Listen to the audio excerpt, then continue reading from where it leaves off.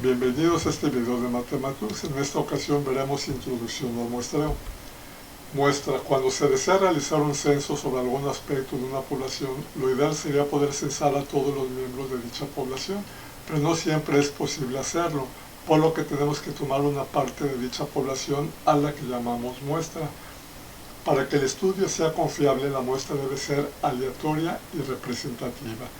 Esto quiere decir que no debemos de conocer la respuesta que nos van a dar. Eso significa que sea aleatoria y tiene que ser representativa, porque la muestra debe de ser una parte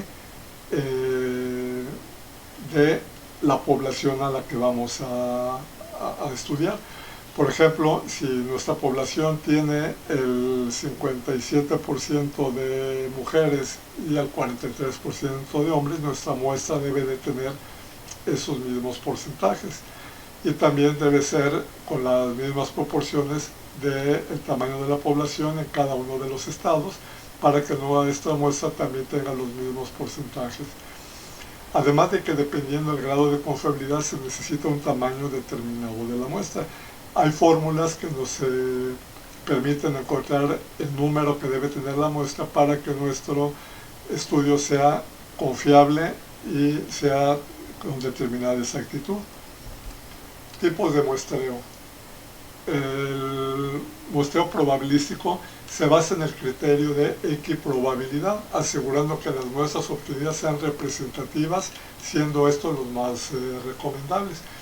Eso de equiprobabilidad es que todos tengan la misma probabilidad de darnos un cierto resultado.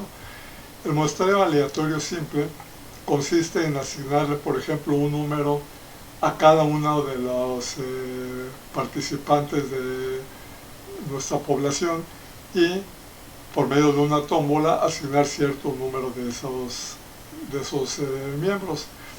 El muestreo aleatorio sistemático es parecido al aleatorio simple, con la diferencia que se pueden formar grupos de 10.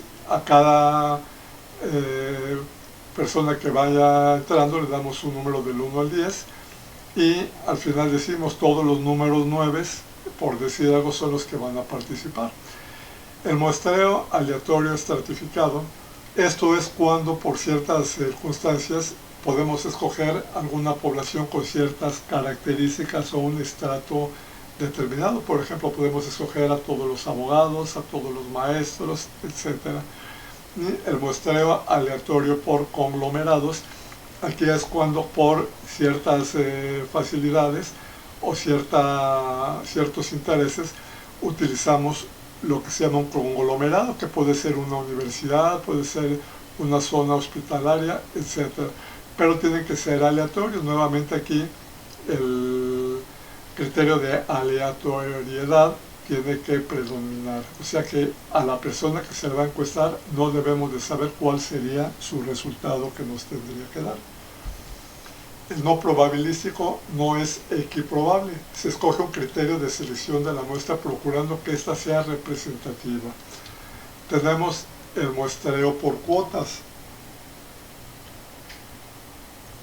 Aquí en el muestreo por cuotas vamos a escoger un cierto número de personas que estemos valorando, y sobre ello les vamos a hacer las preguntas. Puede ser, por ejemplo, gente que esté entre los 25 y los 40 años de edad, y sobre ellos vamos a hacer la encuesta. Muestreo intencional o de conveniencia. Este tipo de muestreo se realiza cuando tenemos ya una cierta predisposición a obtener un cierto resultado. Por ejemplo, para las elecciones para la presidencia de un país, se puede hacer el muestreo en una zona que ya tenga por años una cierta preferencia hacia algún cierto partido. Entonces ya estamos en cierta manera predisponiendo a la gente a que tenga un cierto resultado en las elecciones. Bola de nieve. Este se emplea cuando por ciertas circunstancias la muestra tiene ciertos problemas para poder tomarse. Por ejemplo, En el caso de que se quiera hacer una encuesta sobre la gente que comete un cierto delito, por ejemplo, la gente que roba, no vamos a poner un aviso para que toda la gente que roba se presente a una encuesta, pero si escogemos, por ejemplo, una persona que sabemos que roba, ya sea porque está detenido en una delegación o porque lo llegamos a conocer, una vez que se hizo la encuesta con esa persona, se le pide que nos recomiende con otra persona que él sepa que también se dedica a lo mismo. Y de ahí se va armando nuestra muestra, por eso se llama bola de nieve. Y el muestreo discrecional. Este tipo de muestreo se escogen también al azar cuando el encuestador considera que va a obtener los resultados adecuados a la entrevista que él quiere hacer. Los parámetros poblacionales y muestrales. Los parámetros poblacionales son constantes, mientras que los parámetros muestrales son estadísticos. Aquí tenemos para la media poblacional y para la varianza poblacional.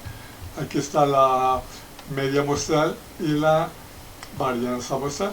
Estos son fijos. ¿Por qué? Porque en una población, generalmente cuando es una población muy grande, esos prácticamente ya no van a cambiar.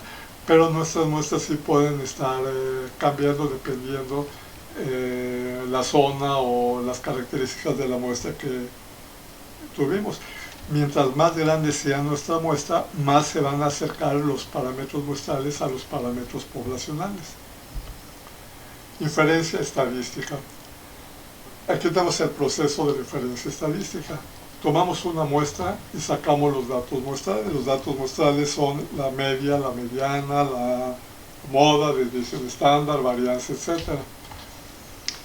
Y por medio de la estadística descriptiva sacamos todos estos datos y damos los parámetros muestrales.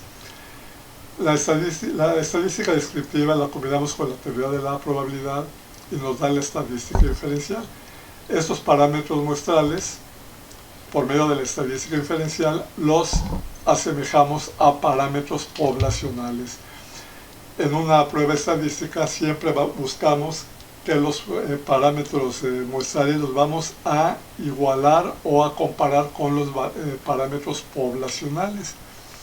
Y la estadística diferencial precisamente es a lo que se dedica, a tratar de establecer si una muestra pertenece a una determinada población. Estimación por intervalos. Cuando se calcula un estadístico podríamos interpretar que corresponde al parámetro, pero tiene errores por la imprecisión que pudiera haber, por lo que se recurre a dar una tolerancia tanto con valores más bajos como con valores más altos. A este intervalo se le llama intervalo de confianza y representa el intervalo en el cual se encuentra con cierta probabilidad el parámetro poblacional. Y esta es un pequeño ejemplo de cómo se maneja una muestra, cómo se debe de escoger los elementos para formar una muestra, las características que debe tener una muestra para que realmente nuestros estudios sean correctos, sean válidos, que la muestra tiene que ser aleatoria y representativa y que debe de tomarse un cierto número de la muestra para que tenga una cierta confiabilidad y exactitud nuestros estudios realizados. Espero que este video les haya sido de provecho y contar con su preferencia en videos posteriores.